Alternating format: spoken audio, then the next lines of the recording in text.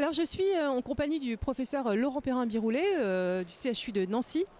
Euh, Vous modériez ce matin une session académique, hein, c'est le dernier jour de l'USGW aujourd'hui. Qu'est-ce qu'on peut retenir comme message dans cette session académique que vous modériez? Plein de messages pour la pratique clinique. Le premier message, c'est que quand on prend en compte la surveillance, il y a plusieurs règles. Déjà, il faut en faire beaucoup.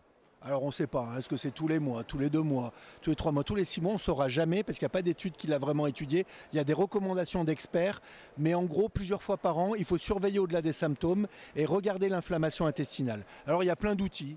Il y a la CRP, il y a la calprotectine fécale, il y a l'échographie, il y a l'IRM. Je dirais que l'endoscopie est en berne. Elle diminue tous les ans dans la surveillance des muqueuses, ce qui est aussi une bonne nouvelle pour les patients, parce qu'il y a la préparation, il y a parfois une anesthésie, etc. Ça participe au poids de la maladie. Donc ce qu'on veut, c'est que ça soit léger, mais en tout cas qu'on puisse surveiller tout le temps et surtout savoir le patient va bien. Et on sait que c'est le cas dans la maladie chronique de la rectocolite hémorragique. Même si le patient va bien, son intestin peut être malade. Détecter tout de suite une rechute pour pouvoir agir tout de suite et prévenir une hospitalisation, une chirurgie ou autre. Donc maintenant, on a avec nous tout un portfolio. Il n'y a plus de raison pour ne pas surveiller nos patients atteints de MICI. Faisons-le de manière rapprochée. Et comme je dis tout le temps, ce qui est le plus important, c'est surveiller, surveiller et surveiller. Alors il y avait aussi autre chose sur les nouvelles drogues, enfin on parle de médicaments à l'horizon, je ne sais pas, alors qu'en est-il?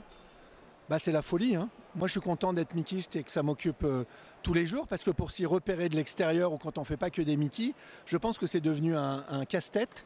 Il y a plus de 10 thérapies avancées qui ont désormais une AMM en Europe. Alors, les remboursements, on ne va pas discuter, c'est selon chaque pays. Mais ça s'accumule plus les biosimilaires. Donc, en fait, ça fait des dizaines de molécules maintenant qui sont disponibles pour nos patients atteints de Mickey. Alors, ce sont d'excellentes nouvelles pour nos patients, mais il faut choisir. Et puis, l'autre bonne nouvelle, c'est qu'il y en a d'autres qui arrivent. C'est-à-dire qu'il y a de nouveaux mécanismes d'action. Il y a notamment une molécule qui va bloquer les micro-ARN. On a une molécule qui cible le TL1A qui arrive. Donc ça n'arrête pas. C'est un feu d'artifice comme on ne pensait jamais avoir si on était revenu il y a 10 ans en arrière quand on avait les anti-TNF et puis rien d'autre, même si ce sont des molécules super. Maintenant, le gros problème qu'il va y avoir, c'est laquelle, quand, comment, faire des études face-face. Mais on ne peut pas faire des études face-face non plus entre toutes les molécules tout le temps. Savoir, est-ce qu'on a des outils qui nous permettent de dire il va répondre ou pas. Donc je dirais que le champ maintenant de la recherche est immense.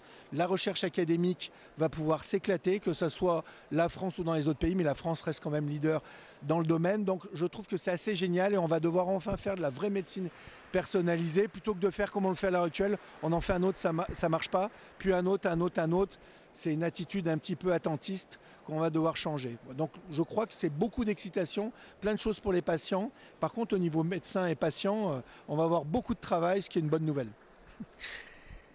Dernière chose, ce qu'on appelle les interventions dans la vie quotidienne des patients, qu'en est-il?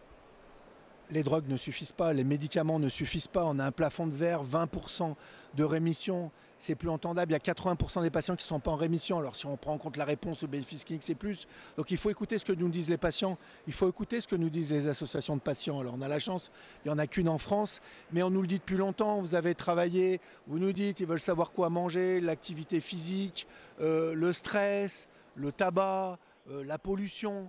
Donc il faut qu'on travaille sur les interventions non pharmacologiques.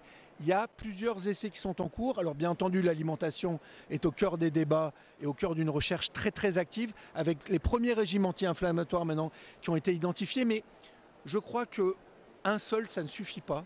Il va falloir des approches intégratives sur plusieurs travails en France et à travers le monde où il va falloir simplement dire notre environnement nous agresse tous les jours, il agresse notre intestin tous les jours, et bien vivons dans un meilleur environnement, ce que je ne fais pas ou pas encore, et en tout cas peu de personnes ne le font, mais en tout cas il va falloir maintenant bien manger, prendre les aliments anti-inflammatoires, pas trop de sucre, faire attention aux aliments ultra transformés, enfin tout ce qu'on entend un peu partout, avoir une activité physique. Finalement on a beaucoup rigolé des 10 000 pas par jour, on a beaucoup rigolé des 5 fruits et légumes par jour.